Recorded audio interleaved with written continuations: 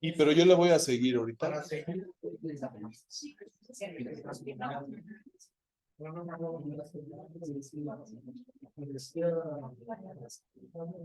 Ahí está ya la magia.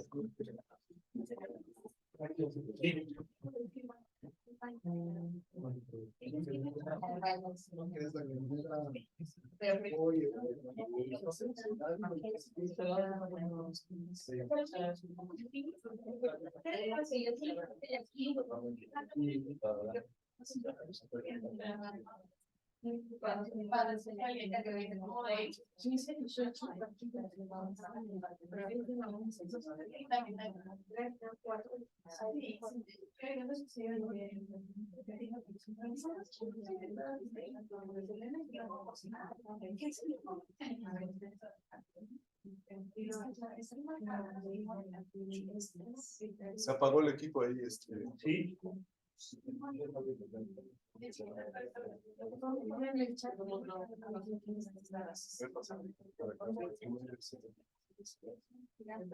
¿Qué les va a hacer?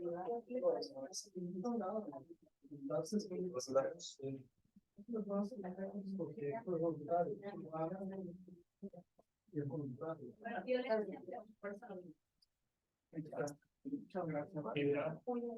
Estamos complicando.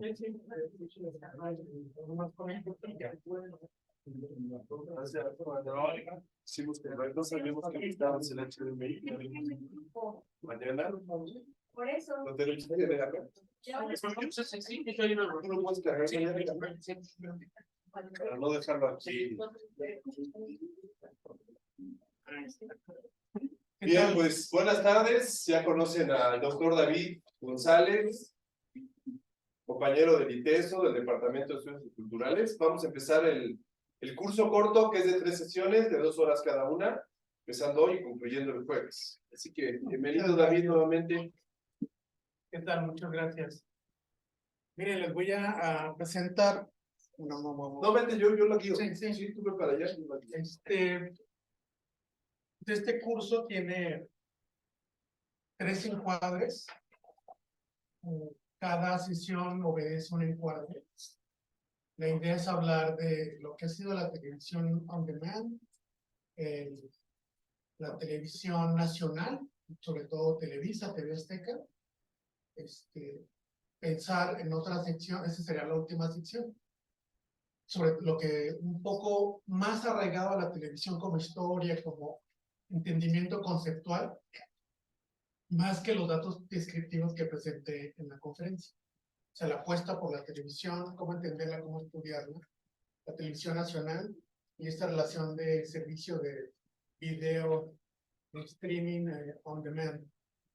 Eso sería como la tercera parte del encuadre. Sin embargo, hay 2 encuadres que me interesa plantear y presentar el día de hoy y mañana. El primero tiene que ver con, o sea, el fenómeno mediático, el fenómeno de plataformas. La apuesta de este curso es verlo desde las audiencias.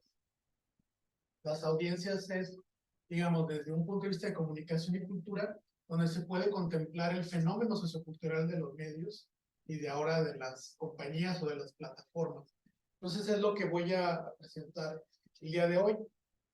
Sobre todo pensando los aportes, los estudios que se han hecho en México, ¿sí? Los últimos 50 años. Les voy a presentar parte de la sistematización documental de la mayoría, si no todos los estudios sobre audiencias en México. Desde 1968, cuando fue el primer estudio de recepción o de audiencias en México, que fue aquí en la Ciudad de México, era un estudio sobre estudiantes de secundaria y el efecto que tenían de la televisión, hasta estudios 2022-2021, cuando ya se plantean incorporar a los estudios de audiencia los procesos de digitalización, ¿sí? De redes incluso, ¿no? Redes sociales, Y ahorita precisamente hay una apuesta por repensar la condición de audiencia, por repensar los estudios de recepción, de consumo, ya en un entorno de ecosistema mediático digital, ¿sí? Y les voy a, estaba pensando, ahorita platicando sobre, bueno, quién realiza estudios de audiencia, una apuesta conceptual de cómo actual, contemporánea, que es lo que estoy desarrollando ahorita, de qué elementos se deben de considerar cuando se piensa ya en audiencias sociodigitales. Entonces, bueno, eso es lo que ahora voy a presentar un panorama de los estudios de audiencia en México, en función de relación con los medios de comunicación, incluyendo lo que ahora es Internet.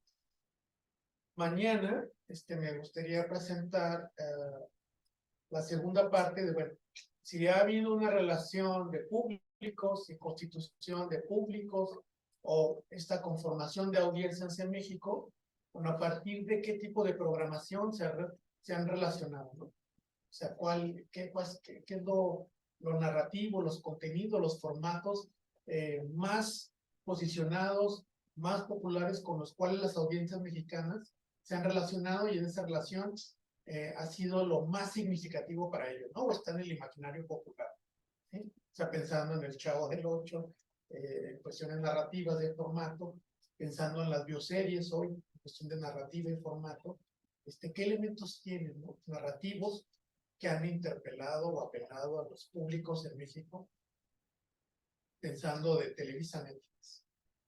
Y la última, bueno, si estuviera en el curso, me gustaría explorar lógicas de producción.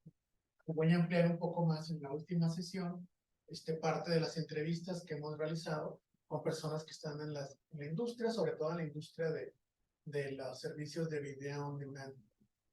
Y bueno, ¿de dónde surge esta propuesta? Pues bueno, ahí está como de alguna manera mi trayectoria intelectual con libros emblemáticos que han sido constitutivos del campo de la comunicación y la cultura.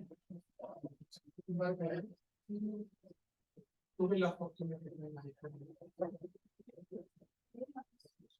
alguna de las ideas y de un programa académica han sido postulados desde el curso de Martín Barbero. Igual Samuel, que se conoce la tesis de Samuel. ¿Cuántas páginas tienes? Uy, no muchas. 1000 páginas que entrevistó las. Y ahorita van a ver por qué Martín Barbero es parte importante. Bueno, aquí, fíjense, puedo brincar Jesús Martín Barbero con esta propuesta de mediaciones, y desde las audiencias con un desarrollo más operativo con Guillermo Orozco, con el cual también fue maestro y colaborador, que les voy a presentar un artículo, una publicación que hicimos pensando en el modelo de mediación, los que conocen el modelo de multimediaciones, ¿no? De estudios de audiencia. Genial, ¿no? Porque me voy a poder extender en estas partes de, bueno, ¿qué modelo de estudios de audiencia han desarrollado en México? Pero vamos a ver cuántos, quiénes son los que hicieron el estudio, etcétera.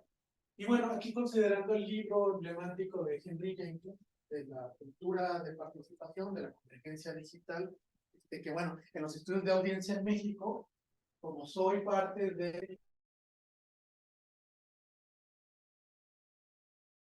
cerca bien por qué tipo de trabajo hemos visto que en los últimos 6 años, en estudios de audiencia en México ha habido un giro a pensar la cultura participativa de las audiencias, ¿no?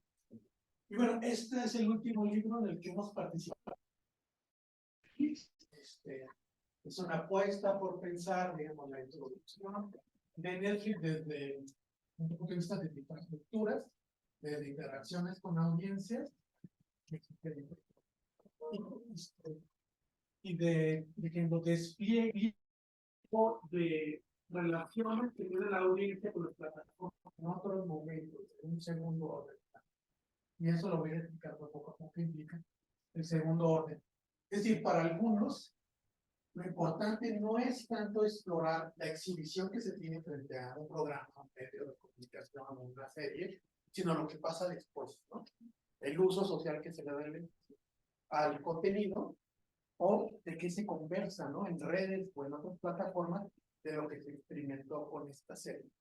Decía Jesús Martín Barbero, que a veces lo importante no era en las señoras amas de casa ver la telenovela en sí, sino el uso que se le hacía al ver la telenovela cuando iban a lavar la ropa en el vecindario, ¿no? Piensen en América Latina, o las charlas afuera de la casa mientras se hacía el café, ahí donde estaba el disfrute realmente de platicar sobre los personajes de las telenovelas. Pues el uso social era muy importante en los procesos de recepción. Pero bueno, ahí tienen varios libros. Y bueno, aquí hay otro profesor mío, Michael Jackson, que es más conocido en el campo del periodismo, pero bueno, que era repensar también la cuestión de la cultura popular. Y también en su Barbero hay una apuesta por pensar la cultura popular a partir de recodificaciones de resistencias a, digamos, contenidos que a lo mejor se pensaban ideológicos y que se pensaba la audiencia de manera pasiva. Bueno, hay un cambio, ¿sí?, a pensar las audiencias desde su vida cotidiana, desde su interpretación de lo que están viendo. Jesús Martín Barbero, igual les puedo poner un video, tiene esta anécdota, igual muy conocida, del escalofrío epistemológico, el cual es como un antecedente para que escriban de lo que es la diversidad. Entonces, de ahí estoy hablando de gran cuadre. Pues miren, pensando, bueno, incluí este modelo de Jesús Martín Barbero, que se ha llamado también a pensar en términos digitales. Es miren, en este libro, en el prefacio de la segunda edición, Jesús Martín Barbero planea como un tipo de agenda de comunicación. Es como el configurador de este curso, ¿no? La llamada triada de estudiar las lógicas de producción. Es un modelo muy parecido, si ustedes han leído Stuart Hall y el circuito de la comunicación, ¿no? Es un modelo muy parecido que también se ha actualizado en los últimos años. Les vamos a compartir las presentaciones para que no se preocupen. No, miren, hay un libro donde se actualiza este modelo. Jesús Martín Barbero falleció el año pasado con el COVID. En junio 12. Entonces, sale un libro también el año pasado donde se actualizan estos modelos, estos debates, y se ha ampliado en cuestión de ver mayor posibilidades, ¿no? Pero de fondo, este es un circuito comunicacional, como lo definió Stuart Hall en su desde los estudios culturales, para entender las relaciones de los medios con la sociedad. Una parte como agenda es las lógicas de producción, cómo se producen los formatos a partir de habilidades técnicas, ¿sí? Y estos formatos, cómo se relacionan en prácticas, en situaciones que a veces están ritualizadas de quiero ver mi novela, dicen las amas de casa, este es mi horario de ver novelas, con audiencias, con el consumo, ¿sí? Y claro, esto está conectado. ¿Qué competencias tienen de recepción estas audiencias? ¿De qué hablan, qué perciben, qué gustos, qué preferencias tienen? Y bueno, ¿y cómo esta triada, ¿sí?, de producción, de formatos, o sea, programación, o sea, un programa de radio, un programa de televisión, una serie, una telenovela, a manera de fórmula, a manera de formato, relacionada con competencias, las audiencias, de lo que perciben, de lo que ven, de lo que les permite imaginar ver un programa, están relacionados con lo que Jesús Martín Barbero llama, y que, bueno, revisando no está definido, no lo trabajó como quisiéramos, las matrices culturales, ¿sí?, como una matriz, un modelo cultural que relaciona lo que se produce y las competencias que tienen las audiencias respecto a ese tipo de matriz, ¿sí? Bueno, entonces de fondo el curso está orientado para abarcar esos aspectos, ¿sí? Y bueno, y a partir, fíjense, mañana les voy a dar un ejemplo, ahorita lo muestro rapidísimo. Tengo un artículo que trata de pensar eso.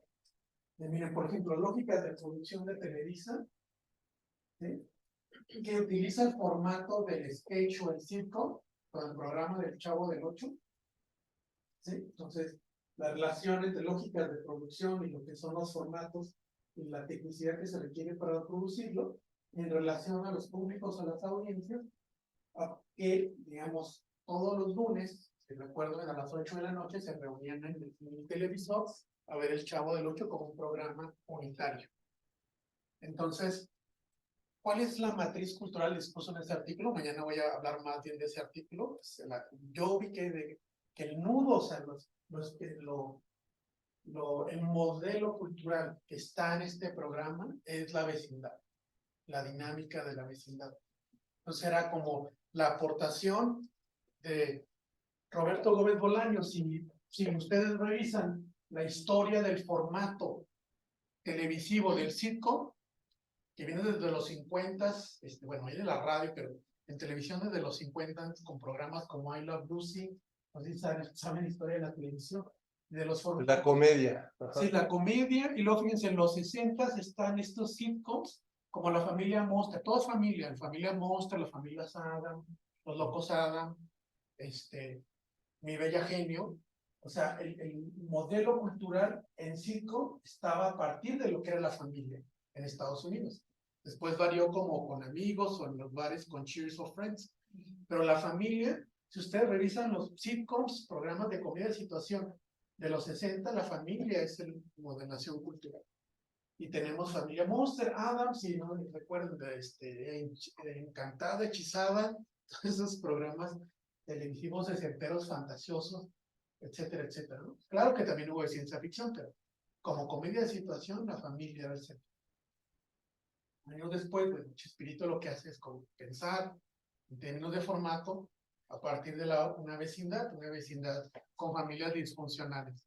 Entonces, lo colectivo, lo solidario, lo comunitario de la vecindad modelaba el tipo de relación del Chavo del Ocho. Bueno, eso lo voy a hablar mañana como formato, ¿sí? Aquí estoy como dando una idea de, bueno, aquí lo que voy a hablar, me voy a centrar en las audiencias, ¿no? Entonces, miren, la vecindad como modelo cultural, una de las tradiciones que dan posibilidad a este tipo de construcción de formato, ¿no? ¿Cuál es la tradición que uno examina del Chavo del Ocho? Si lo han visto el formato, es la picaresca española, esa como rebeldía, resistencia de Don Ramón, e incluso el Chavo en las escuelitas, que dicen que, pues, que el Chavo no era rebelde, pero bueno, hay una cierta picardía ahí, que viene de la tradición española, el cine hollywoodense de los pastelazos. Bueno, recuerden que Roberto Gómez Bolaños admiraba mucho al gordo y el flaco. Entonces, a Buster Keaton, más que a Chaplin, dicen, también a Cantinflas. Pero bueno, es una tradición de corretear, garrotazos, pastelazos, que está en el formato del sitcom a manera de sketch. Y la otra, bueno, el cine de vecindad, el cine urbano de los 40 y 50, son como las tradiciones que logra sintetizar en un formato de sitcom, ¿no? Entonces, bueno, ahí están los configuradores de esa modelación de la vecindad, de la matriz cultural. Pero bueno, vayamos a las audiencias, ¿no? Eso mañana lo vamos a platicar en términos de formato. Bueno, miren, lo que les voy a presentar es lo he publicado en 3 libros. El primero fue con Guillermo Orozco, en el 2009, que eran 40 años de estudios de audiencia en México. Y es un libro que se llama La comunicación en México, una agenda de investigación, que fue iniciativa de la Asociación Mexicana de Investigadores de la Comunicación. Pues nos tocó sistematizarlo todos los estudios sobre audiencias en México del 68, como consideramos que existen estudios hasta el 2008. Después, esta sistematización, les voy a enseñar ahorita una tabla donde sistematicé los estudios. Tuvimos una perspectiva latinoamericana como comparativa. Pidieron, a ver, haz un balance de estudios de audiencia, sobre todo en México, y en una reunión mediado por CIESPA en Ecuador, pues, presentar cada país cómo se perfilan los estudios de audiencia, ¿no? ¿Cuáles son los modelos? ¿Cuáles son las perspectivas, los hallazgos, las teorías, los autores? Y recientemente, bueno, he publicado este rubric, que aquí en la mirada, fue igual con varios autores, con Guillermo, Rebeca Padilla, con colegas de México, que nos hemos dedicado a los estudios de audiencia desde hace como 20 años, ya estábamos para 20 años. Y bueno, la última publicación fue en Rutledge y es como aquí abrí la perspectiva, ya no solamente México, sino América Latina, Estados Unidos y Canadá. Me pidieron un artículo para sistematizar estudios a nivel americano, ¿no? Para una discusión interamericana. Entonces, bueno, lo pueden encontrar, desde hace 2 o 3 años, y es el Rutledge Handbook de Cultura y Medios en las Américas, ¿sí? Entonces, les voy a presentar como una síntesis de estos artículos, capítulos del libro. Y bueno, me pueden interrumpir en cualquier momento. Gracias. Bueno, miren, les voy a dar un mapa latinoamericano que tiene que ver con cuando hicimos la comparación en América Latina y hicimos cada autor hizo lo propio en cada país. Bueno, ¿qué era lo que predominaba? Pues miren, tanto en Chile, en Brasil, Colombia, Argentina, y en otros países que están en la segunda, hay una fuerte influencia de la Mass Communication Research, la Escuela de Comunicación de Investigación Masiva, que surge en Estados Unidos y se vuelve un paradigma importante, o el paradigma importante en Estados Unidos después de la Segunda Guerra Mundial. Ahora, eso no implica que hubo debate antes, del principio del siglo XX, hubo un debate en Estados Unidos sobre todo, sobre los públicos y las audiencias. Y ahí se formaron varias tradiciones. Hay un debate de fondo entre, igual, no sé si han leído John Dewey o Walter Lippmann. Sí. ¿Sí? Pues miren, en los estudios de audiencia en Estados Unidos, donde, bueno, de ahí se desarrolla el programa de comunicación, se desarrolla como un programa doctoral. Nunca se pensó comunicación como algo de licenciatura o maestría. Wilbur Scrum, que lo pensó como un programa doctoral, y lo funda en Ohio, una universidad pública, en 1948. ¿Sí? En 1948 funda un programa de comunicación. Y ¿No fue Stanford entonces el no, primero? después se fue a Stanford. Primero fue en Ohio. ¿Sí? Después se fue a Stanford y ya después se jubiló en Hawái. ¿No? Que ya de Hawái venía a México. Venía a México a los congresos de comunicación. Invitado por Miguel Sabido. Y hay toda una historia muy interesante ahí que, bueno, voy a hablar también de, porque la Ibero es personaje principal aquí en estos estudios de audiencia, y fíjense, se han alejado de sus orígenes, porque aquí es donde empiezan los estudios de audiencia. Bueno, en parte, porque la mayor parte de ellos se fueron al mundo comercial. Sí, claro, pero llegaron formados de Estados Unidos en estadística y en este paradigma de Mass Communication Research. En los 70s, y hay una contienda, me estoy adelantando, pero ahí está la contienda, tiene que ver con una contienda ideológica entre si eras proletariado burgués, entonces te dedicabas a la investigación comercial, pues eras un capitalista, entonces hay una especie de tensión aquí y se van al mundo comercial. Pero aquí estuvieron varios años y formaron programas de maestría en comunicación. Nació así este programa de maestría. Sí, el primero en México. Con Rubén Jara. Rubén Jara, exactamente. Y bueno, Rubén Jara, ahí está la genealogía con Heriberto López Romo, están las relaciones con Miguel Sabido, que eran los que estaban dedicándose a los estudios de audiencia en los 1970. También la UNAM estaba haciendo estudios, pero la UNAM tenía otro tipo, como un enfoque de socialización política, ¿no?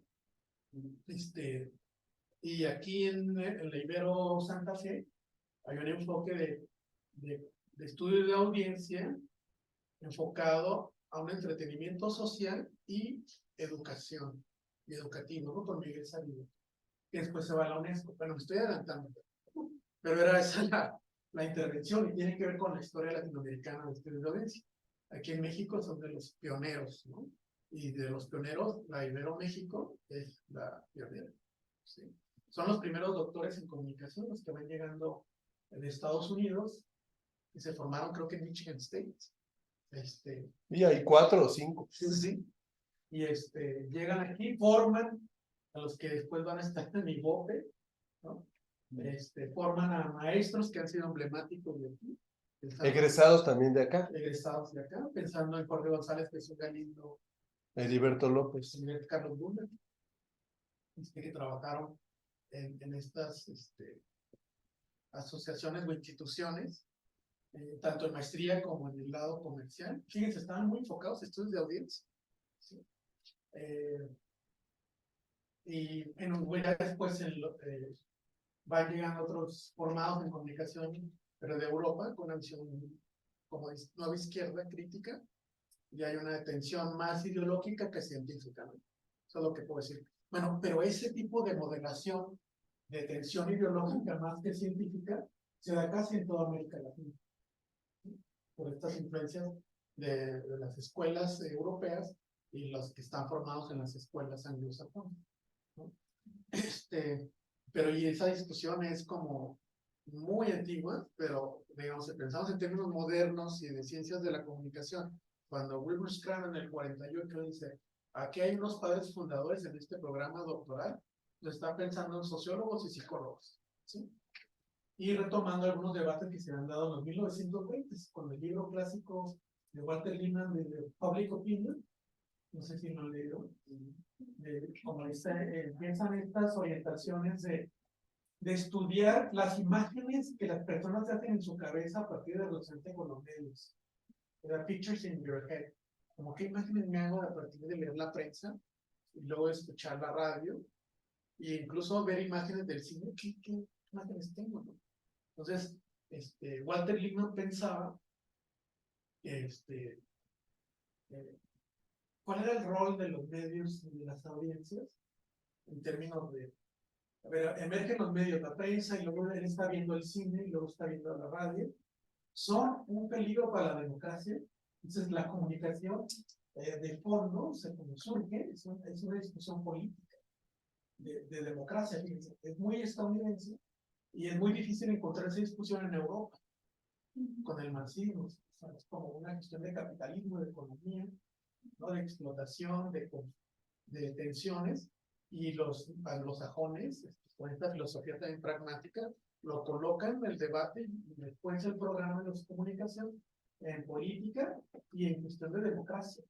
O sea, los medios van a ser buenos para la democracia.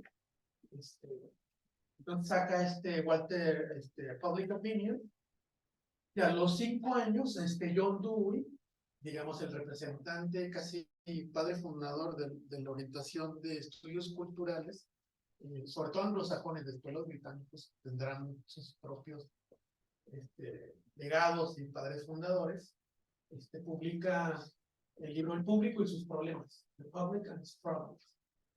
Entonces, tradiciones en comunicación, programas de comunicación, algunos retoman la línea de Walter Lippmann, que está muy orientada a pensar las cuestiones de propaganda y técnicas de manipulación y persuasión. Y la propuesta de John Dewey sobre el público y sus problemas, donde se cuestionaba si los públicos serían competentes o las audiencias serían competentes para entender y descifrar la información de los medios de comunicación. Entonces él proponía, por ejemplo, que los que deberían estar en los medios de comunicación deberían ser científicos y con posibilidades de desarrollo comunitario de los medios de comunicación. Entonces esa propuesta alimenta mucho los estudios de comunicación cultural, y se recupera en los 80s, y los... ¿De qué año es lo de Dewey? En 1927. ¿Sí? Igual mañana les puedo presentar los libros, ahí tengo la presentación, o si hay chance, se las presento. Son 2 libros emblemáticos. Y uno de mis maestros, que fue Michael Chopson, que es más conocido en estudios de periodismo, sociología del periodismo, él tiene un artículo sobre le llama de manera, bueno, es crítico con oponer estos 2 autores que se opusieron en términos de entender la comunicación y de programas de estudio. Uno que puede haber sido la teoría de los efectos y la investigación de comunicación masiva, y la otra que abonan los estudios de cultura o estudios culturales, que es John Dewey, que propone, digamos, esta idea como comunicación deliberativa, comunicación horizontal, de desarrollo comunitario, etc. Y el otro, Walter Lippmann, pensando, digamos, en la influencia de los medios, el efecto que tiene y cómo se desarrollan técnicas de propaganda para poder manipular a las audiencias. Que el Lippmann tenía un parentesco con Freud, ¿no? No sabía, muy interesante. Creo que su yerno o algo así. Órale. Algún parentesco. Lo que sí es que vivió mucho tiempo y falleció hasta los 70. O sea, los 1970, y este libro es de 1922. Entonces, sí, es lo que recuerdo de Walter Lippmann. Y bueno, lo que dice Michael Chudson es no tratar de contraponer, porque estos dos autores tenían muchas coincidencias. Pues la gran coincidencia en términos de audiencia era de que la audiencia, o sea, sí es competente, la mayoría de veces y a veces no.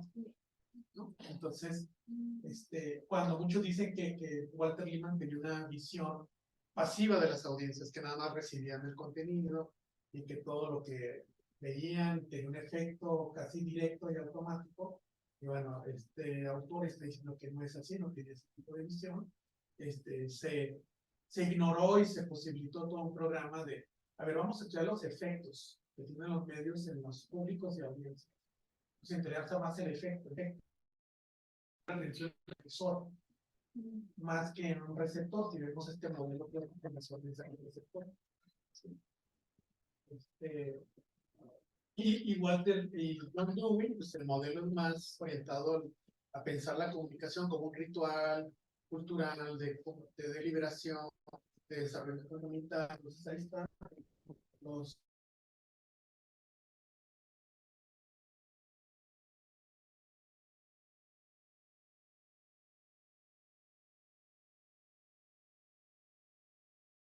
aquí, o sea, lo que tenemos es una fuerte influencia en los estudios de audiencia de la Mass Communication Research, el paradigma norteamericano de los efectos. ¿Sí?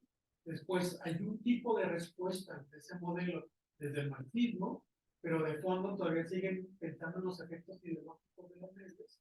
Es decir, sobre todo pensando qué hace la estructura, las audiencias.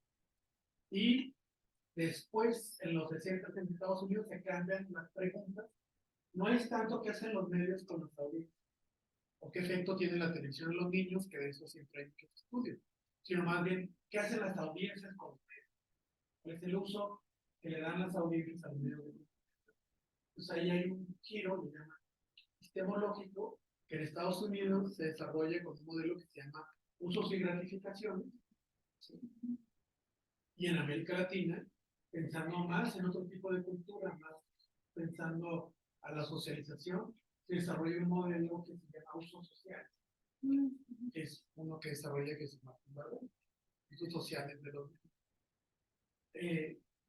y bueno, y esas historias, coincidentemente, si ustedes leen el libro de la Agenda de Estudios de Reflexión en la América, pues hay muchas coincidencias históricas de los modelos que se adoptaron en los programas de comunicación. De hecho, bueno, me acordé un programa Wilbur Scrum, cuando habla de los padres fundadores de la aplicación, los 48, presentando las tradiciones, retoma este modelo que se convirtió en agenda de estudio, que fue el de Lázaro, perdón, el de Ladwell, el de quién dice qué, en qué canal, con qué efecto. ¿Sí? Entonces, ¿a quién está la audiencia y con qué efecto? Pues es toda esta tradición. Bueno, ese modelo fue desarrollado en el Departamento de Defensa de Estados Unidos, financiado por Rockefeller, ustedes buscan la historia de la comunicación que financia la investigación en Estados Unidos, ustedes pueden ver también a las grandes compañías financiando ese estudio, y bueno, habían puesto las alarmas, y bueno, ustedes saben la historia, me han puesto las alarmas por lo que hizo Software con el programa de radio de la guerra del mundo. Esto mismas historias. Que fue en el 38, y en el mismo 38 se desarrolla ese modelo de quién dice qué en qué canal. Es un modelo retórico. Quién dice qué en qué canal, a quién y con qué efecto, y tarda 10 años en publicarse ese artículo.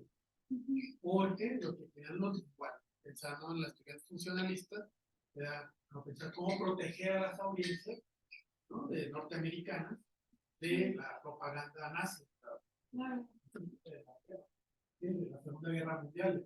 Ojalá no nos pase lo mismo que en Alemania, no nos pase, digamos, que el comunismo entre de lleno, entonces tenemos que pensar modelos que después se desarrollaron como comunicación. Y bueno, ¿quién dice qué canal? Ahí ya estaba la agenda de los estudios de comunicación en Estados Unidos. O sea, ¿qué habría que estudiar?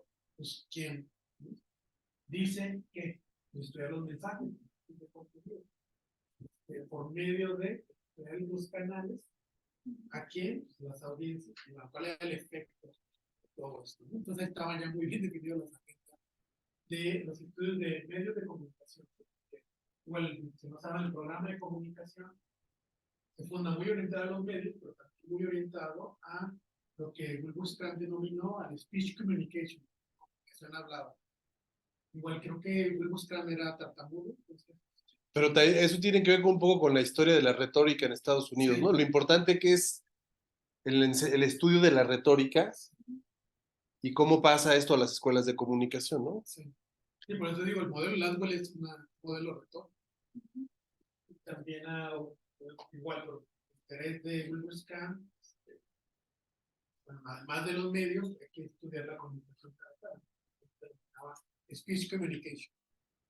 Y él decía, bueno, vamos a hacer un programa doctoral en este tipo de estudios interdisciplinario, y así lo pone con este programa de comunicación será como un aeropuerto donde tienen diferentes áreas de diferentes disciplinas y van a alimentar el conocimiento.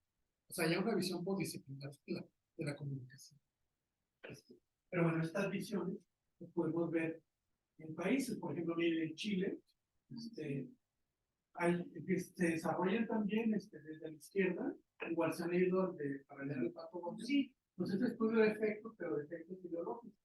Es decir, ¿qué le hacen los cómics del Pato Donald a las audiencias? Entonces, ¿qué hay que hacer? Pues leer los cómics, poner mucha atención y descifrar los códigos ideológicos que sustentan la narrativa del cómic, ¿no? Y tienen hallazgos o discusiones así como Daisy va a ser la eterna consumidora de productos de belleza para agradar a Pato Donald, pero nunca se van a casar. Entonces, Pato Donald es el eterno soltero. ¿Sí? Y luego en Disney no van a ser papás, pero van a ser tíos. Entonces, no van a tener responsabilidad educativa o paterna con familiares que tienen. ¿Sí? Bueno, para Bachelard, eso representa un código ideológico de manipulación de consumo capitalista, de adoptar, normalizar una ideología de consumo eterno, de siempre de compra, los personajes a partir de los personajes.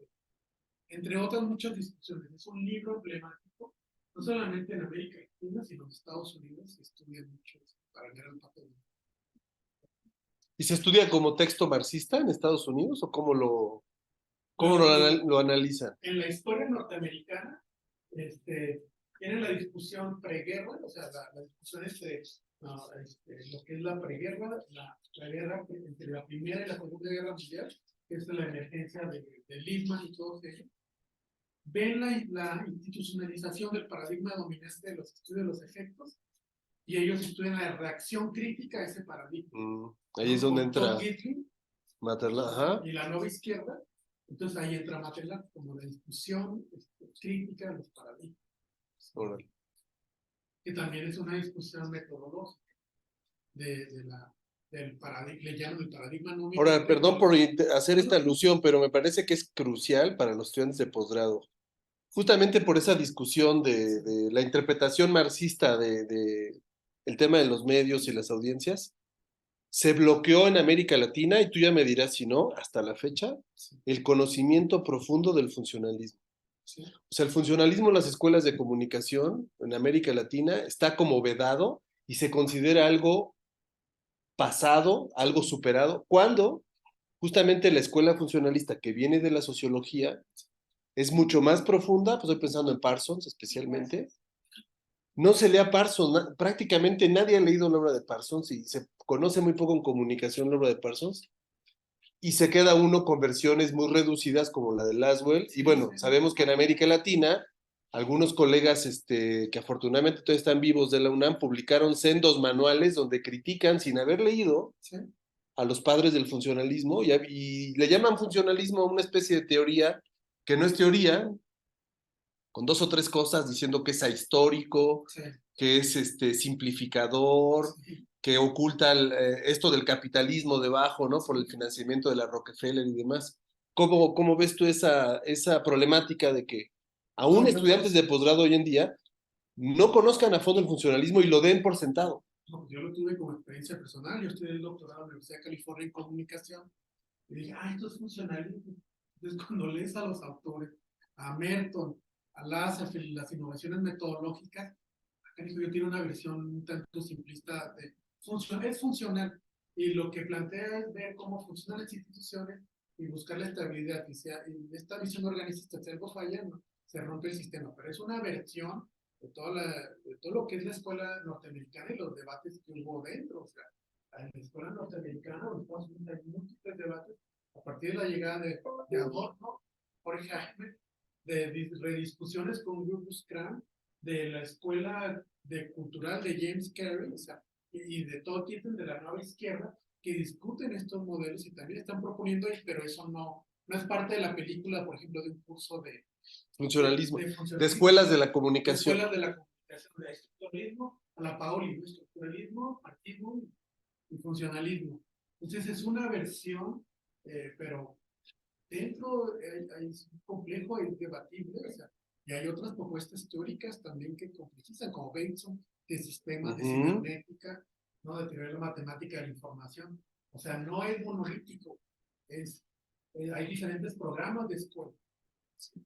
Pero para entenderlo bajo un paraguas, escuela norteamericana funcionalista, pero cuando miras de cerca, ves los debates de Walter Lippmann con Dewey, ¿no? De diferentes tradiciones, ves los programas de comunicación en universidades públicas, donde estuvo Rufus Kram, las de Ivy League de Columbia, donde están los, los autores que escaparon del régimen nazi como Adorno y Horkheimer. Entonces, tienen diferentes escuelas, diferentes legados, y bueno, no hace falta más que leer a George Duncan Peters para entender los legados distintos en la escuela anglosajona y en los programas de comunicación. Entonces, ahí como que se desdibuja esta idea funcional de la comunicación. Y se tiene múltiples complejidades, que tiene, por ejemplo, el libro clásico de influencia personal de la comunicación en 2 pasos. Dice, ¿eso es funcionalismo, no? O el giro a los usos y gratificaciones. Y que solo es un avance en el programa de investigación. ¿Sí? Y se reduce a eso muchas veces. Se olvida por ejemplo, lo que incluyó también aquí, la teoría del desarrollo de Everett Rogers, que también, bueno, se descuida, pero se retoma en otras escuelas el concepto de imperialismo cultural de Chile, que es norteamericano per se. Y es de San Diego, ¿no? Procesos, sí, era Nueva York, pero se fue a San Diego. Bueno, el programa que yo estudié lo fundó. Entonces, sí nos dieron buena dosis de imperialismo cultural, ¿no? Pero de satelital, de dinero, de dónde se van los recursos, quién financió las investigaciones. Pues él dejó ahí sus aportes. Yo tomaba clases en su salón, Chile. Entonces era un programa doctoral de California crítico, ¿sí? No se podría decir marxista, pero crítico. No marxista, crítico, porque es un programa que sintetizaba 3 tradiciones. Bueno, otro que no es muy trabajado en México, que es el cognitivo, ¿sí?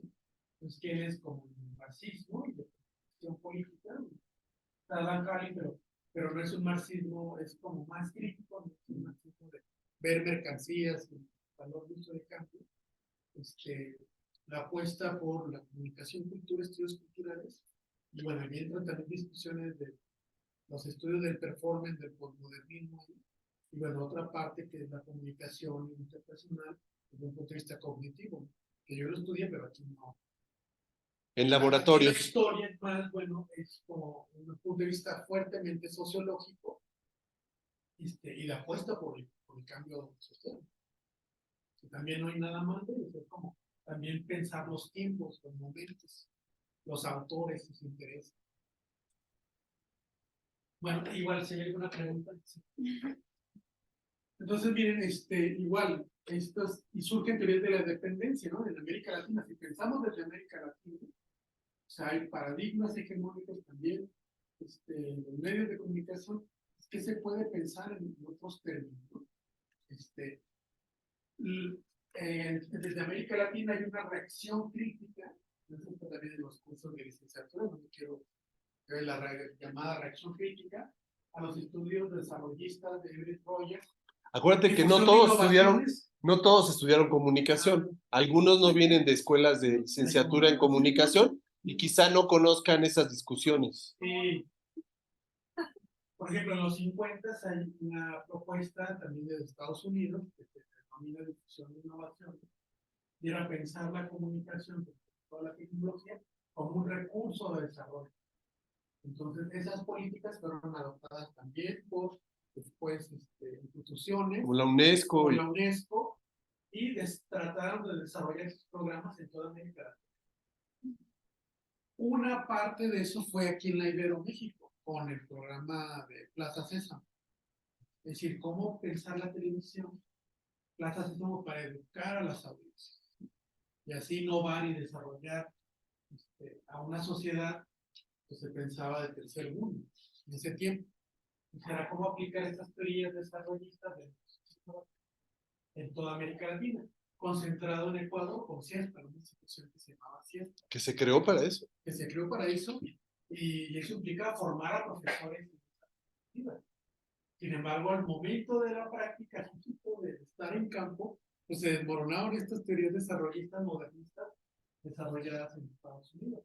Lo que hubo fue una reacción crítica del marxismo, de la nueva izquierda, a esas teorías modernistas, y se rechazaron, ¿no? Y se empezaron a adoptar otras posturas, como pensar, a ver, si estas cuestiones de desarrollo, difusión de innovaciones, yo creo que se van alineando más a una discusión de imperialismo cultural, cómo dependemos, cómo es la relación con Estados Unidos, es desequilibrada, y eso, cómo podemos pensarlo y estudiarlo desde los programas de comunicación. Pero igual, ¿no? Como que resumo mucho, entonces, sí, pero por si algunos no tienen la formación.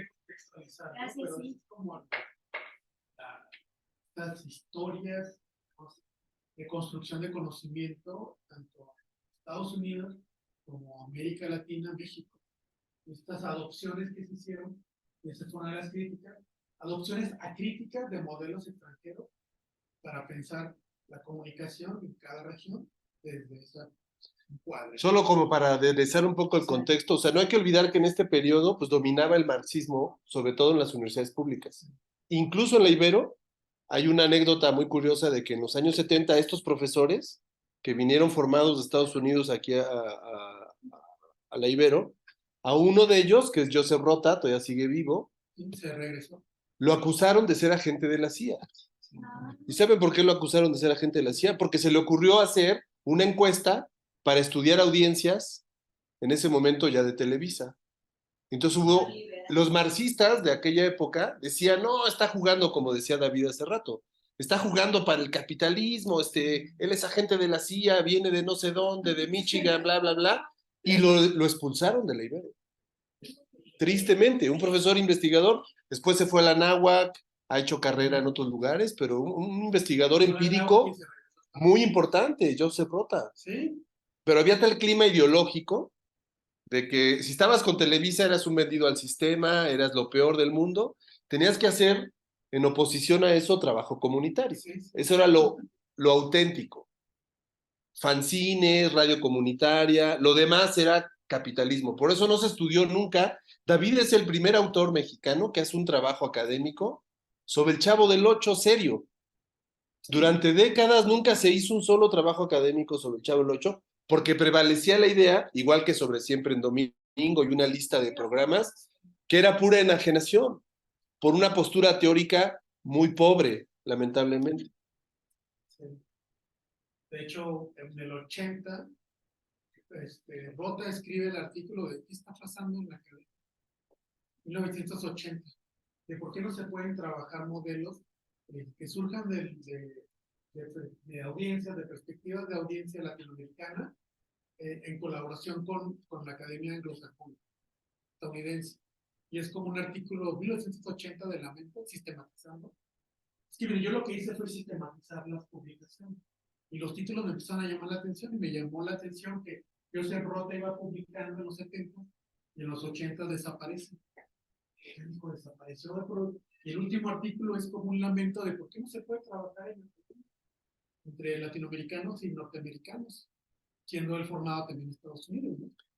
Entonces desaparece y es cuando me surgen las preguntas, ¿por qué desapareció esto? Entonces ya preguntando a los cronistas del campo, ya empiezan a salir de estas historias, ¿no? Lo que acabas de comentar.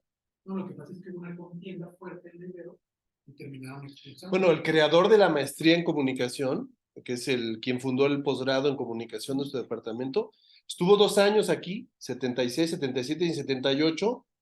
Ya para el 79 se salió justamente porque él quería hacer estudios de audiencia y el clima de la Ibero no se lo permitía, porque pensaban que los climas de audiencia, como venían de los estudios empíricos norteamericanos, eran voceros del capitalismo.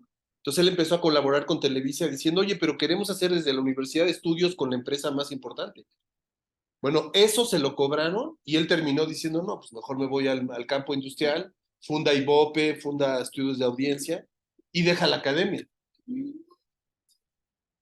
Para que vean lo fuerte del clima ideológico en ese momento. Sí, luego creo que en 1980 también hubo el encuentro de la ICA, International Communication Association, que es la que tiene mayor... Donde vino Humberto Eco y vinieron McLuhan. Entonces, académicos mexicanos boicotearon como una labor de la CIA. Eso se pensaba en aquel tiempo. Y bueno, eso igual que tú lo he conseguido por conversaciones con académicos que vivieron el tiempo y otros que entrevistaron a esos académicos. Pero poco se ha tratado de eso. ¿Sí? Pero bueno, ¿qué implicaron la historia del Estado? Y la audiencia, como bien se fijaron, es importante. Y otra vez, la audiencia es competente. Si la audiencia se deja manipular por los contenidos ideológicos, contenidos en los mensajes, será es un peligro la democracia y todavía está el debate con las redes sociales, con la desinformación y así diciendo. O sea, es un debate que todavía prevalece, ¿sabes? Lo que implica es que seamos más estudios de audiencia, ¿sí? Pero miren, lo que platica es muy importante porque el instrumento de la Mass Communication Research o de la escuela anglosajona, por antonomasia o por excelencia, era la encuesta. Entonces, la encuesta, pues es se hacen estudios, digamos, planteando hipótesis orientados a poder predecir o ver tendencias o ver patrones, más que a lo mejor otra perspectiva cuantitativa de que busca comprender, acá se busca predecir y ver las regularidades, pues el mercado hace mucho estudio para poder predecir cómo se va a mover el consumo. Entonces, ese era como algo subyacente la lista. Pero bueno, creemos que todo esto está superado, ¿no? Entonces, miren, en los 80s, igual fíjense, en la historia latinoamericana también, y eso se refleja en México, tenemos la influencia de los efectos ideológicos. Por ahí una influencia de estudios experimentales que también se han desaparecido en los estudios de comunicación. Casi nadie hace estudios experimentales. No, son estudios experimentales de la comunicación. De laboratorio. De laboratorio con las audiencias, no. Eso fue en los 70s, hubo como 9 trabajos y ya se dejó de hacer. Y bueno, ahorita podemos ver quiénes fueron los autores de eso, tengo ahí la base de datos. Y en los 80, igual, hay una recuperación de John Dewey, de estos debates de la comunicación vista como un ritual, como cultura, como producción social de sentido. Y esta producción social de sentido tiene una perspectiva de co-construcción de significados a partir del diálogo, ¿no? No tanto de la información, siempre dicen, eso es Walter Lippmann y lo que sea, sino aquí esta recuperación romántica del diálogo, de la liberación, de la construcción de comunidad. Entonces se recuperan todos los aportes de la escuela de Chicago, el entretenimiento simbólico, la vuelta al sujeto en los 60 en Inglaterra, Stuart Hall, los estudios culturales, y bueno, esta fuerte influencia todavía, digamos, lo dominante en México y en América Latina, se recupera y entra fuertemente en los 1980. En los 80, la perspectiva de los estudios culturales ingleses y también latinoamericanos entra fuertemente en la academia. De hecho, bueno, cuando yo estudié mi licenciatura en el programa de comunicación, las cuestiones de teoría y metodología estaban fuertemente influenciadas por autores que estaban escribiendo y pensando la cuestión de comunicación y cultura en los programas de comunicación. ¿Sí? ¿Por qué? Porque es importante los estudios de cultura, porque se trataba de entender, bueno, de qué sentido tienen en los públicos, en las audiencias, la relación con los medios, qué significado le atribuyen, cómo lo perciben, pero a partir de estas producciones de sentido, pensar en los usos, en las resistencias que se pueden tener a los medios hegemónicos, para poder desde ese conocimiento diseñar políticas de comunicación que cambiaran el sistema. Entonces, por eso, miren, pensar políticas que empoderen las audiencias frente a las industrias culturales. Y todavía es imperativo en muchos programas de comunicación. Un programa de comunicación del cual estoy en el ITESO, donde estudié también la maestría, estuvo Jesús Martín Barbero en los principios del siglo, tiene ese imperativo de comunicación cultura. Y implica retomar, no solamente estudiar cultura, sino estudiar poder, ¿no? Una cultura crítica cultural de la comunicación.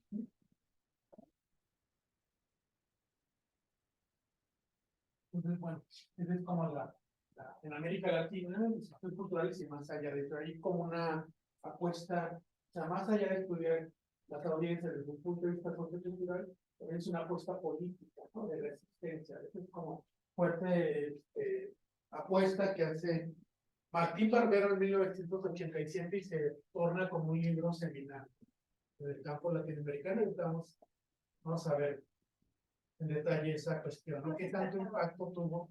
¿Perdón? Creo que estaba acá en la presentación bastante bien. Sí, ya cambió, sí, perdón. Y acá tengo que también cambiar. No te quedes razón. Bueno, miren, entonces desde América Latina y en México, por tanto, ha habido desarrollo, fíjense, por esta influencia, en los 80 se desarrollan 5 modelos de estudios de audiencia. ¿Sí?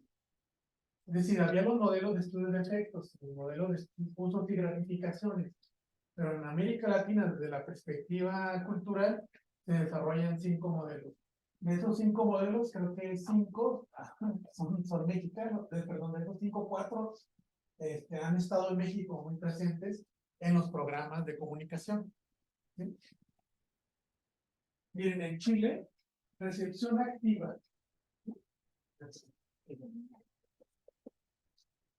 Valerio Fuenzalida, los 80.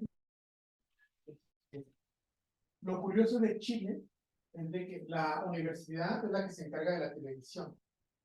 Entonces, la televisión es un medio público en Chile, se le encargan a la universidad de hacer estudios de audiencia para diseñar mejores programas de televisión. Entonces, una postura que tiene Valerio Fuenzalida es ver, bueno, estudiar a las audiencias desde una perspectiva cualitativa y ver la serie de actividades que realizan, tanto de comentar como con otras personas. Entonces, esa idea de actividad se contrapone a la recepción pasiva, que es la que se asumía que pasaba con el modelo de los efectos. Y bueno, el modelo de los efectos tiene variaciones, para los que no saben, es como, a ver, voy a estudiar efecto directo del medio o efecto indirecto, efecto limitado o a larga duración. ¿Sí? Así como, por ejemplo, hacen estudios de, a ver, vi El Exorcista, no pude dormir, tuvo un efecto sobre la película El Exorcista. Entonces, a ver, a larga duración, a 2 meses puedes dormir, ya, entonces un efecto limitado, ¿no? Entonces, tratan de medir los efectos. Pero también desarrollaron teorías en Estados Unidos, se le llaman teorías del cultivo, donde toman a cierto segmento de la audiencia y la estudian a lo largo de 20, 30 años. Entonces, ven la relación que ha tenido con los medios de comunicación, con los diferentes, y quieren ver el efecto de manera histórica. O sea, qué es lo que se está cultivando con ver mucha televisión o estar pegado al celular, etcétera, etcétera. Eso en Estados Unidos. En México hay estas propuestas, ya les platiqué un poco la de Martín Barbero de Usos Sociales, una derivación de usos sociales, porque Jesús Martín Barbero habla de los medios a las mediaciones, entender a las mediaciones, se centra a los medios como en sí mismos y estudiar las mediaciones, los intermediarios en las prácticas y en relación con los medios. Alguien que hace operativo ese modelo es el de que tiene como cuatro categorías para estudiar las mediaciones, multimediaciones, con la relación de una persona con un medio de comunicación o no medio de comunicación. Guillermo Rosco asume diferentes relaciones o factores influyendo en esa relación. Una relación, por ejemplo, la primera es la cognitiva, ¿no? O sea, yo veo un programa, veo algo en la prensa o una película y estoy pensando siempre, esto me gusta, no me gusta, ¿no? Lo opinamos. ¿Te gustó la película? No, no me gustó, como que el personaje principal, entonces hay una mediación cognitiva de nuestros gustos, ¿no? Y eso depende también de si eres hombre o mujer, que si eres mayor de edad, adulto mayor o joven. Entonces hay una mediación cognitiva, que es la que ponemos nosotros, ¿no? ¿Te gusta o no? ¿Qué preferencia tienes o no? Entonces, una mediación. La otra mediación u otro factor que influye en la recepción es la situacional, ¿sí? Es decir, cuando tú estabas relacionándote con el medio de comunicación o no medio de comunicación, ¿cuál fue la situación? Es decir, estaba tu hijo ahí molestando, mami, mami, mami. Sí. O el niño está viendo la televisión, pero está haciendo la tarea. Entonces, la mediación es un factor que influye en la recepción, ¿sí? Igual, por ejemplo, lo último que ha salido, ¿no? Cuando se ven series de Netflix y se ven en pareja, hay un acuerdo de no haces otro capítulo si no estoy yo. Entonces, la situación de ver eso en pareja influye en la recepción. Sí. Ya van dos, en la cognitiva, la situacional, le llama él, y luego hay otra tercera que es la de la familia o institución. O sea, la familia es una mediación, o sea, dónde vives, con quién convives, un poco general de cómo te relacionas con el programa. Entonces ahí podemos ver distintas formas de relacionarte con los programas, de acuerdo a tu entorno familiar, a qué escuela vas, como en las instituciones, qué escuela, qué familia, etc. Y luego hay otra mediación más general, que es como el barrio donde creciste, la ciudad, eso está mediando tu relación con los medios de comunicación. Entonces, miren, cuando hace alguien estudios de audiencia, dice, pues voy a estudiar a ver qué me dice el programa, si le gusta o no, en qué situaciones la ve, cómo son, o sea, si es con una pareja, si está solo. Por ejemplo, los últimos estudios, los jóvenes se relacionan con los programas solos, ¿sí? Y sobre todo en pandemia. Pero luego también pasa que están en miles de cosas, ¿no? O sea, en YouTube, Sí. en WhatsApp. Sí, la situación, ajá, de lo pongo en pausa, lo que antes no pasaba, ¿no? En televisión era, ahí está la mamá y el niño en el televisor. Y ahora con las nuevas tecnologías se le para aquí, lo sigo viendo, lo puedo ver en el carro, ¿no? Lo bajo en mi celular, en el avión, ¿sí? Ves un pedacito, no sé. Pero la situación está influyendo en la recepción. Digamos, voy a hablar un poco con explicación de la casa de los famosos, cómo es que las familias estaban conviviendo alrededor del caso de la casa de los famosos. Digamos, un amigo tenía un chat de WhatsApp con sus hermanas para saber qué es lo que estaba pasando en tiempo real, comentar todo lo que estaba pasando, y yo quedé como de saco más de grado de relación con claro, que con las nuevas tecnologías, las situaciones que antes eran tradicionales han cambiado. Igual mientras uno ve una serie, igual ve un actor y está Wikipedia, ¿no? ¿En qué película salió? Cuando estás viendo, estás en el 50% de personas es eso. De acuerdo a los estudios, ¿no? Sí. En Prime. Pero bueno, en Prime, pero ya tú tienes el celular y ya te enteras del chisme, que quién anduvo, no sé qué. O si tienes una en el episodio que pasado, busco en Google y ya hay una reseña donde te explican lo que pasó, entonces es como también toda la experiencia. Toda la experiencia será igual como en anime, ¿no? En Japón ya salió y van en el cuarto episodio, tú estás viendo el primero, quiero saber qué pasa en el cuarto, etcétera. Entonces, Para estudiar audiencias, este modelo desarrollado por Guillermo Orozco, a partir de una propuesta de José Martín Barbero, lo que estudia son mediaciones, factores que influyen en la recepción. ¿Sí? Uno le llaman mediación, otro le llaman factores. Entonces es como, a ver, y hay múltiples mediaciones. Por ejemplo, la emoción es una mediación. ¿Cómo te estás sintiendo? Eso le interesa mucho a los estudios de mercado. Como que no me interesa qué piensas, sino qué sientes del programa. O sea, porque todos tenemos una opinión, ¿no? Que puede decir, no, este programa, ¿no? Entonces, como que no me interesa tu opinión, me interesa qué sientes. Entonces, saber que en mi formato, qué arreglo para que afecte como la emoción, cómo trabajo, cuestión emocional. Y luego, bueno, en mediaciones nos dicen que hasta la ciudad como mediación, ¿no? Tiene que ver que ibas en Ciudad de México, una persona en Chiapas, en el proceso de reflexión. Entonces ahí se ha derivado múltiples estudios en América Latina. En Brasil, ahorita vamos a ver, este es el modelo más adoptado en América Latina, porque es muy operativo. Y es así como, a ver, ¿cómo medía la frontera en la recepción? Implica que seas de frontera, que buscan otro programa, implicados, de acuerdo a lo que hace. Miren, el García Cancini es muy conocido, y también se desarrolló su modelo de reflexión, que se llama consumo cultural.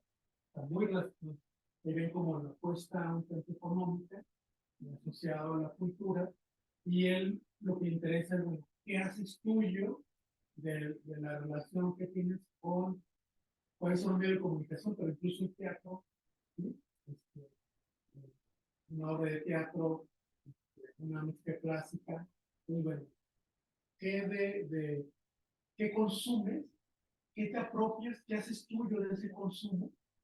Bueno, ¿y cómo utilizas esa apropiación para distinguirte culturalmente de otros públicos? Bueno, es un modelo que tiene como 6 propuestas para estudiar con los públicos. Una es la apropiación y otra son las distinciones, y luego tiene otra categoría como qué ritual tienes de tu relación con los medios. Por ejemplo, lo que habla de la pareja de no lo puedes ver porque tú sabes sin mí, ya es un tipo de ritualización. ¿Sí? Y me acuerdo si alguien se adelanta, no viste sin mí, rompiste la regla, o sea, te traicionaste, ¿no? Entonces uno cuando estudia la relación entre medios y el consumo, pone especial énfasis en la ritualidad. Entonces se van configurando estas significaciones y producciones culturales. Este modelo, bueno, se desarrolló en Colima, en la cultura por Jorge González, egresado de la americana. ¿Sí? Bueno, pero él empezó ahí, ahorita está en sistemas complejos, sistemas alimentarios, pero en los 80 él estaba estudiando los retablistas, la cultura popular, y desarrolló un modelo de ver desde un punto de vista gramsciano, de hegemonía, si conocen el concepto, de cómo ver estas contiendas de significado sobre relación con las programaciones, o sea, qué contiendas ideológicas se desarrollan a partir de la relación con los medios y cuáles se van haciendo como importantes o legitimando frente a otros tipos de interpretación. Es como esta lucha ideológica de frentes, de hegemonía, y qué es la que se va como imponiendo sobre la. Es una mirada como estructural de marxismo y de cultura. Pues bueno, en América Latina han sido los modelos desarrollados. Y en México, vamos a ver cuáles han sido los preguntas. Me detuve un poco más que acabamos. Sí, por la audiencia. Bueno, hacemos un break ahorita. Ay, sí, vamos a hacer un break. Así, ¿cómo ven? Unos 10 minutos para no estar tan. Pero miren, para terminar, bueno, además para hacer la sistematización, revisé todos los estudios de colegas que han publicado revisión de literatura sobre los estudios en México. Aquí pueden ver quién está dedicado a los estudios de audiencia en México. Yo le preguntaba a Samuel, oye, aquí no hay Ibero, ¿quién se dedica a esto de una municipio? No hay presentes, ¿no? O sea, yo les puedo decir a qué cada uno, a qué programa pertenece. Después de la EPAM, Sí, respondo. Sí, sé que participan en el Ibero. Está Jerónimo Responde. sí, sí, pues ella recuerda lo que Sí, miren. de 2011. Sí, ahí estoy, este soy yo. Padilla es de Aguascalientes, responde la UAM. Su servilleta, y Dani Franco y Guillermo. Aquí va a estar. Sí. Bueno, hacemos un break. Sí, sí.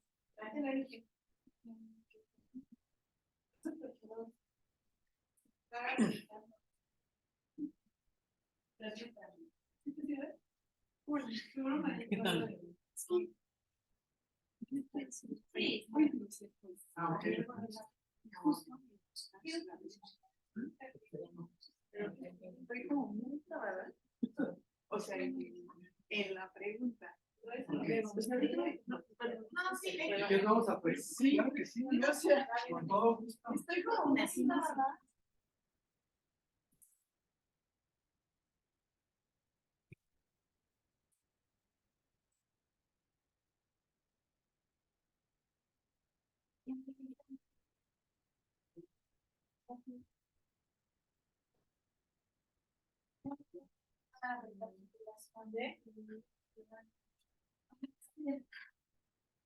Pero tienes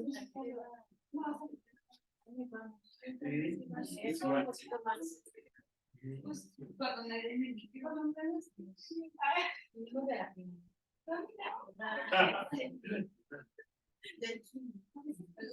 casi. Todavía no. No sé estar en las pero ya te mandé copia. Sí, es que yo no.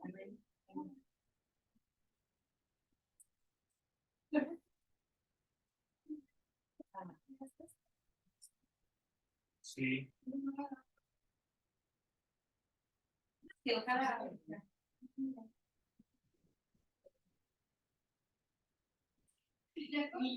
Ni yo sé que. Bueno, pero va a llegar un momento. Es que. Ya. Es no te ensayo final. Es para decir. Siempre es para.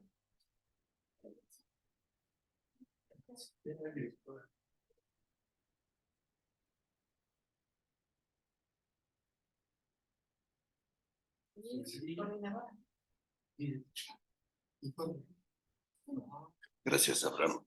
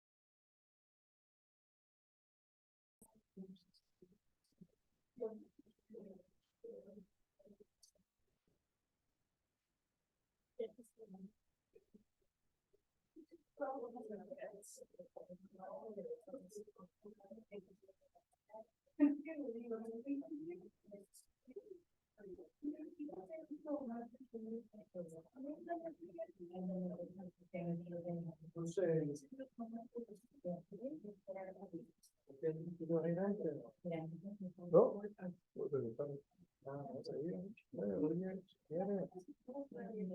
Vamos, mejor llévalo. Este que no hubo pelo, yendo a la iglesia, me voy por el lado de la. Y al dar vuelta, como esos son los síntomas, ¿me fuera a buscar el TEC o no? Antes, como si fueras a buscar el TEC, pero antes del TEC está la desviación hacia la izquierda. Antes del TEC, pasando, ¿ves dónde está el Fiesta Inn? Perdón, el otro hotel, el que tiene una bola así. ¿Cómo se llama? Sí, por ahí. como si fuera, pero en vez de irme por acá derecho a buscar el puente, me voy por acá. Por la izquierda y das vuelta, ¿no? Regresas.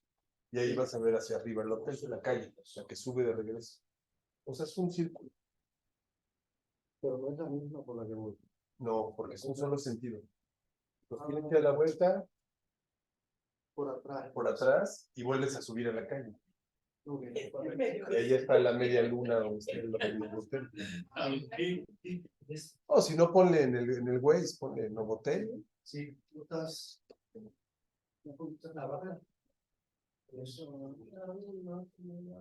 Yo como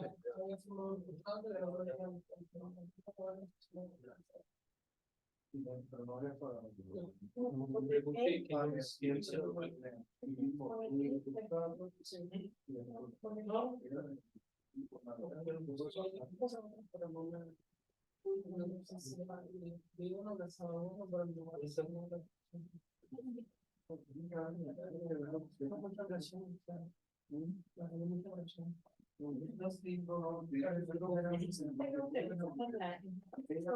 Ah, universidad,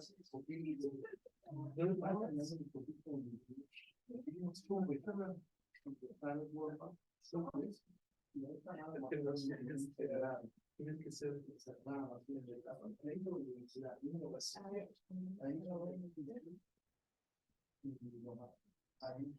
totalmente por eso, pero ahí yo sé que ahí vive el trabajo de joven,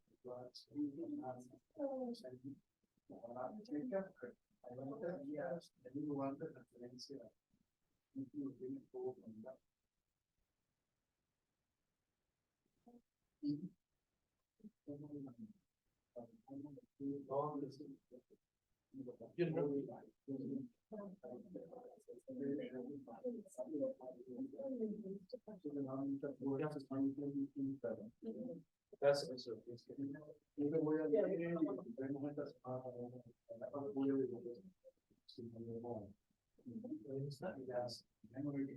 ¿Cómo ves, don Abraham?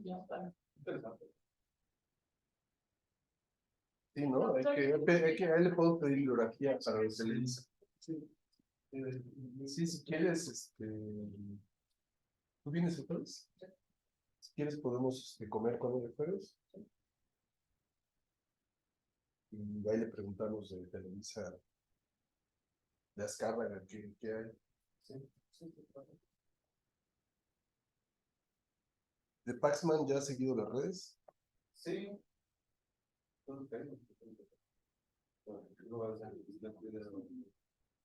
Hay que invitarlo aquí. Otro año lo invitamos. Está en Aguascalientes, ¿no?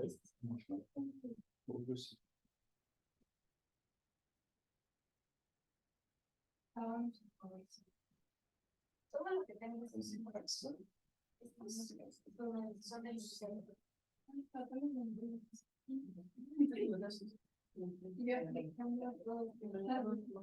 Hay cosas que se ven,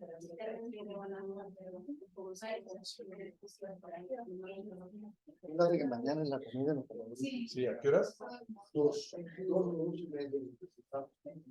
Dos, mejor, ¿no? Con calma.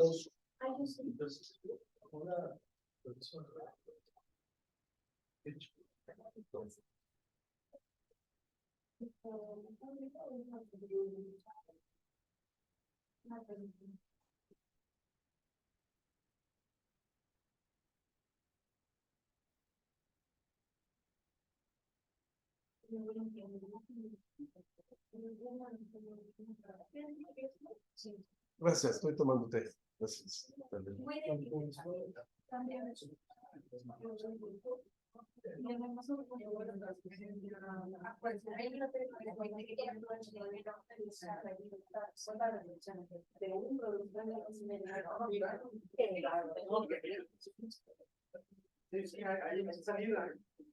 Hay toro. Sí, pero no. ¿Qué estabas aventando? ¿Sí te acuerdas de mí? Sí, claro que sí. No, ya me explico bien. Ya está. Algunos añitos, sí. ¿Qué semestre vas? Primero. Primero. Primero. Tú siempre tuviste alma de investigadora. Sí. Y acabo de Bueno, ella ha sido una de las mejores estudiantes de licenciatura en investigación. Hace muchos años. Qué bueno que regresó al doctorado. Llevo toda mi vida en la academia. Ya llevo 17 años en la salud. Mira, qué bueno. Digo, No, pues vas a tener buenas. Bastante finas. Bueno, miren, vamos a cerrar el día de hoy con la sistematización. Le podemos hacer preguntas a la sistematización o al sistema. Ahorita voy a compartir. Entonces, miren, de lo que platiqué, bueno, ya la sistematización llega al 2021-22, pero bueno, se han examinado 875 documentos de estudios de audiencia en México. Libros, capítulos, artículos de revistas de investigación, examiné tesis de licenciatura, para ver, bueno, qué programas, por ejemplo, si examiné el programa de comunicación de la Ibero, cuántos de esas tesis están orientadas a audiencias. ¿Sí? Informes de estudios, antes eran muy comunes en los 70 de 80, el informe no necesariamente una tesis. Y bueno, y como soy parte del grupo de estudios de recepción y coordino ese grupo en la Asociación Mexicana de Investigadores de la Comunicación, tengo el acceso a las ponencias, y las examino y las dictamino. Desde el 2005, me invitó Guillermo Orozco, del modelo de multimediación, a coordinar ese grupo de investigación. Y bueno, también ahí hubo trabajos terminales, que tampoco ya no son tan comunes, pero en un tiempo sí lo fueron. Entonces, de 865 documentos, vi a ver qué modelo, qué teoría, qué paradigma planteaba. Y bueno, miren, entonces diseñé descriptores a partir de influencia de otras sistematizaciones, ¿no? Las de Raúl Fuentes Navarro, que estuvo en el ITESO, fue mi director de tesis. En la investigación en comunicación en México, fíjense, del 56 al 96, del 96, del 86, del 56 al 86, del 86 al 94, o sea, él tiene como un director de todos los estudios. Ya está sistematizado en línea, está lo bueno. Y la del 95 al 2001. Desde aquí está sistematizado los estudios de comunicación y aquí revisé lo que tiene que ver con estudios de audiencia. Ahora la labor es más fácil con la base de datos, incluso con inteligencia artificial. Y también inspiración en Jesús Galindo, tiene 100 libros de hacer una comunicología posible, y aquí retomé como aspectos de sistematización que tenían que ver con un descriptor de paradigma epistemológico que me ayudó a ubicar dónde estaban posicionados los estudios de audiencia en México. Miren, ahí les va los descriptores que utilicé y ahorita les muestro la base. Un descriptor internacional. A ver, los estudios que se hicieron en México, internacionalmente, ¿a qué perspectiva o tradición obedecían? Yo tomaba un trabajo, a ver, obedece a los efectos, tanto efectos, efectos masivos como los efectos ideológicos, o sea, la inspiración marxista. Y luego hay usos y gratificaciones, ¿no? Que también es de Estados Unidos. Análisis literario es el modelo de estudio de audiencia europeo, fuertemente desarrollado por Humberto Eco y la escuela francesa. Entonces, por ejemplo, cuando hacen estudios de audiencia, era, ¿qué interpretación tienen de un libro? ¿Sí? También muy con fuerte influencia semiótica. O sea, si el libro propone algo, la audiencia lo entendió como lo fue hizo que lo entendieras, o cómo fue esa negociación de hermenéutica interpretativa. Entonces, hay un modelo de audiencia internacional, europeo, sobre todo francés, que le denominan análisis literario. Los estudios culturales, como fuerte influencia en México, ¿sí? Igual, cuando hablo de estudios culturales, estoy hablando de Stuart Hall, la escuela de Birmingham, Raymond Williams, Hogarth, que tiene un libro sobre usos de la literatura, ¿no? ¿Sí? Estudiando la clase trabajadora en Inglaterra. Y análisis de la recepción, que es una apuesta de Claude Jensen, un danés, que trata como de integrar tanto los estudios culturales como las tradiciones anglosajonas e ir más allá como de estudiar culturas e ir como todo el proceso de recepción de manera integrada. Y que han tenido también como adopciones en México. ¿Sí? Pues bueno, yo tomo los trabajos de audiencia, a ver, ¿qué está estudiando bajo el modelo internacional? Estudiando los efectos, el análisis literario, de los estudios culturales, entender la cultura como quería, las prácticas de recepción, etc. Y luego, bueno, reto en otro descriptor, dije, si es mexicano, usualmente tiene una influencia, además internacional, a lo mejor con un énfasis latinoamericano. Y ahí, bueno, ¿cuántos estudios de consumo cultural? ¿Cuántos de modelo de mediaciones? ¿Cuántos de frentes culturales? Usos sociales de Jesús Martín Barbero para ver la influencia de estos autores en los estudios de audiencia en México y de recepción activa, que aquí en México no hay estudios de recepción activa hacia la Valerio Fuenzalida. Y bueno, y otros descriptores como el año, editorial, congreso, lugar de estudio, epistemología, medio, audiencia, o sea, ¿qué tipo de medios estudió? Si era la relación con la televisión, o la radio, o el cine, estudios de audiencia del cine, radio, televisión, internet, qué métodos, bueno, tipo de audiencia, si era audiencia infantil, juvenil, en general, cuando hay encuestas se hace usualmente en general, el método utilizado, encuesta, entrevista, grupo de discusión, experimentación de laboratorio. Me interesaba, bueno, el género del estudio, si era ensayo, o revisión de literatura, o era empírico, el tema asociado a la recepción, por ejemplo, usualmente uno estudia a las audiencias para pensar cuestiones de cultura, para pensar en cuestiones de educación, para pensar cuestiones de política, así diciendo, ¿no? Y el programa escolar, ¿no? Será también por saber dónde están los estudios de audiencia desarrollados y en qué programa escolar. Por ejemplo, en los 90 hubo una fuerte apuesta por estudios de audiencia en el TEC de Monterrey, porque estaba ahí José Carlos Lozano. Entonces él abrió un programa de investigación sobre medios y luego había ganado la cátedra de Televisa, que Televisa le dio $100,000 para que hiciera investigación de audiencia. Ya no hacen eso, ¿verdad? No, entonces, pero ahí salieron muchos estudios, ¿no? Entonces, ese programa de maestría y doctorado del TEC de Monterrey produjo muchos estudios de audiencia. Y lo hacían tanto en México como en Guadalajara y Monterrey. ¿Y por qué piensas que ya no se hacen Pues lo de... los estudios, lo de este tipo de... Porque, bueno, yo creo que mira, Televisa tuvo, mal que bien, siempre una orientación, apoyo de academia. Lo tuvo con Televisa, hizo convenios, Rivero con Televisa, con Miguel Sabino de Corrido en los 70s, y después por estas contiendas ya. te dejaron de hacer. Sí. ¿Sí? Después, tuvo iniciativas en los 90, vuelve Miguel Sabido, que ya hace estudios con Heriberto López Romo. Tuve la fortuna de participar en proyectos ahí, entonces al conecte con Heriberto López Romo, trabajar con Miguel Sabido, que había estado en la UNESCO, que estuvo en la UNESCO durante buen tiempo aplicando su modelo. O sea, en Estados Unidos yo conocí hindúes que habían aplicado el modelo Miguel Sabido en sus estudios. Y también se habla poco de eso, ¿no? Y yo quise también hablar de eso como legado.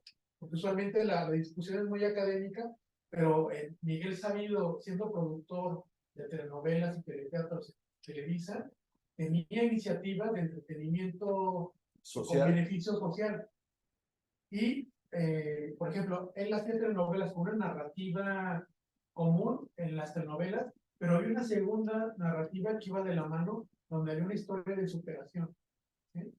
Entonces, ese modelo le funcionó muy bien, no bajó el rating, que era lo que ya quería Azcárraga, o que ya hace esto, pero no me bajas el rating, lo mantuvo, fue un exitazo. Después, si quieren, mañana les explico con el formato, porque es una cuestión de narrativa y formato. Bueno, ese modelo se va a la UNESCO, lo aplican en la India y en algunos lugares de África, de cómo desarrollar aprendizaje y empoderar a audiencias con telenovelas. Nada más que como es del mercado, poco se habla de poco está sistematizado, pero bueno, eso está fundamentado con la psicología social de Albert Bandura, que estuvo buen tiempo en Stanford. Entonces Miguel Sabido estuvo en Stanford, conoció a Bruce Crane, de hecho lo invitó aquí a uno de los primeros congresos de comunicación, Financiados por Televisa. Sí, financiados por Televisa. Como en los, haber sido en los 90s, ¿no? 80s y 90s. Tiene libros en inglés donde él habla, y tiene un libro publicado por la UNAM donde habla de su experiencia haciendo los congresos y su experiencia con haber conocido a Wilbur Cramm, el que fundó el programa de comunicación en el mundo. Tiene historias con Ernesto Alonso en ese libro y pone historias con Echeverría, cuando se estaba definiendo la televisión pública. Mañana voy a hablar un poco de eso, de la importancia de Miguel Sabido en la academia, que todavía vive. Bueno, actualmente la serie de novelas de Vencer el Amor, Vencer no sé qué, ¿han visto? Televisa, 8 de la noche, con Rosy Ocampo. Bueno, Rosy Ocampo es una productora egresada de aquí, que fue asistente de Miguel Sabido, y ella ha llevado a esta serie que se llama, búsquenlas, están Vencer el Miedo, Vencer el Desamor, Vencer no sé qué. Es una serie de 5 telenovelas que están en horario, no sé si de 8, 8:30, es un buen horario, con ese modelo. Porque hablan de migración, de violencia intrafamiliar contra las mujeres, hablan de diversidad sexual, y son telenovelas rosas, entre comillas. Sí. Y a mí me tocó participar con Miguel Sabido en los 90 cuando hubo un cambio de imagen de Televisa como 99. Pero bueno, igual la pregunta así como también de respuesta rápida, ¿por qué no se hace? Porque cambió la administración. Sí. Había una apuesta del Tigre Azcárraga con esta noción de servicio social, o sea, no todo el mercado, el capitalismo, sino sí tenía un proyecto, pero con el cambio de administración, como Azcárraga ya, pues cambió la administración, sale Miguel Sabido de Televisa, se dedica a hacer las pastorelas, pero sí hubo una agenda en los 90 de entablar otra relación con las universidades, ¿no? Y era como financiar cátedras o proyectos de investigación a nivel universitario.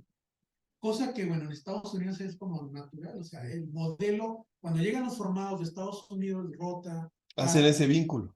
estaba ese vínculo porque ellos habían trabajado en Estados Unidos para NBC, ABC, CBS, estudiando programas como El Hombre Biónico, ¿no? Hulk, El Hombre Increíble, y ahí aprendieron mucho estudios de audiencia y estudios y metodologías de la comunicación.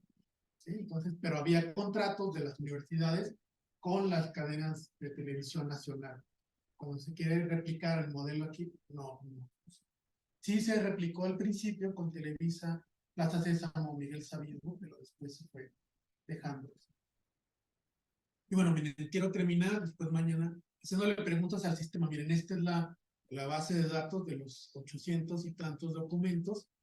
Pueden ver todos los artículos y el título de estudios de audiencia en México, empezando por el 68 con Raúl Cremox, que hizo la televisión y el alumno de secundaria en el Distrito Federal. Que es egresado de aquí. Fíjense, es un libro, ¿no? Este es el editorial de ese libro. En la Ciudad de México lo puse como estado, ¿no? De la tradición de efectos. Fíjense, en los 70s. O sea, ¿Esa es una tesis de licenciatura? Sí, 78. No, se hizo libro. Ah, sí hizo libro, pero debió de haber sido su tesis de licenciatura. Raúl Cremú es de la segunda o tercera generación de la carrera de comunicación de la Ibero. Sí, me enteré que acaba de fallecer. Sí, hace poco. Él fue compañero, para que se den una idea, de Héctor Aguilar Camín, que también estudió comunicación aquí, de esa generación de Ángeles Mastreta, estudiaron comunicación aquí, en los 60. De Pérez Gay, el que se fue a Alemania, que murió hace varios años, Pérez Gay, el que era embajador de México en Alemania. Ellos eran compañeros de generación junto con Paco Prieto. Fíjate. Y miren, no es sorpresa que muchos de los primeros autores de los 70s y de los trabajos sobre audiencia fueron el Ibero México, el Ibero Santa Fe. Por ahí pueden ver, miren, la tradición de efectos y usos y gratificaciones, que se puede decir, el primer estudio de usos y gratificaciones fue en el 74, ¿no? Cuando en Estados Unidos, en el 56, 57 es cuando surge ese modelo, pues como casi 20 años después se adopta ese modelo en México. Entonces, bueno, aquí le podemos hacer preguntas al sistema. Miren, en el estudio de televisión, la audiencia eran adolescentes y niños. Estaba esta preocupación por la niñez, por la adolescencia y los efectos que tiene la televisión sobre ellos. Y son estudios, ¿sí? Era también la la apuesta por ser trabajos empíricos, porque después se empieza a hacer mucho ensayo, pensando en los efectos. Entonces, por ejemplo, si ponemos a Rota, vamos a ver ahorita que salió. Vamos a poner Rota.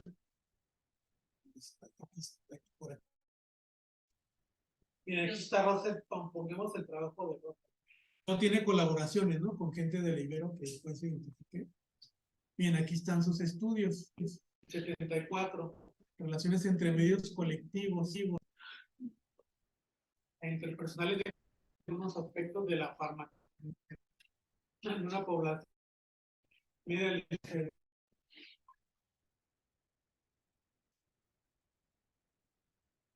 ya fíjense, aquí pueden ver como 4 trabajos de estudios de audiencia haber hecho los estudios en educación, pero en la audiencia esos 4, y desde el 82 ya no hay más publicaciones, más producción.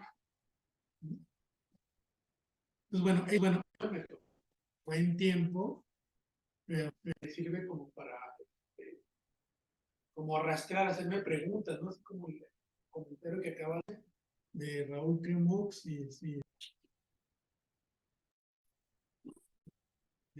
pueden ver esta tabla.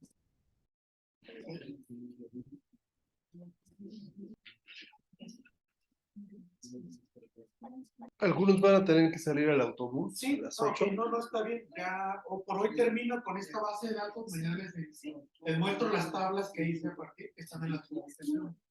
Pero la idea era como enseñarles mi sistematización de por qué tengo como registrado los estudios de audiencia en México, qué autores, qué perspectiva, qué modelo teórico, en dónde publicó, en qué programa egresó, pues tengo este panorama de audiencia 68 hasta el 2021. ¿Sería por los olímpicos también empezando? Yo creo que tiene que ver también con el programa de Ciencias y Técnicas de Información. Si estudió, creemos, la programa de comunicación, la licenciatura, se fundó en 1964, se llamaba Ciencias y Técnicas de Información. Lo que le tocó haber egresado y hacer ese estudio, entonces me imagino que por ahí va la ciudad. Y después, fíjate, en los 70 vemos la influencia de estos de Rota, de Jara, y quienes fueron los que publicaron juntos con ellos en los 70 y después se mudan a lo comercial. Bueno, entonces sería todo por hoy. Mañana les seguimos bien. Gracias. Aquí en este salón. Aquí mismo a las 6 mañana. Muchas gracias. Saludos a los que están conectados. Les mandamos saludos desde acá. Que descansen. Buenas noches. Buenas noches, gracias. A ustedes, gracias.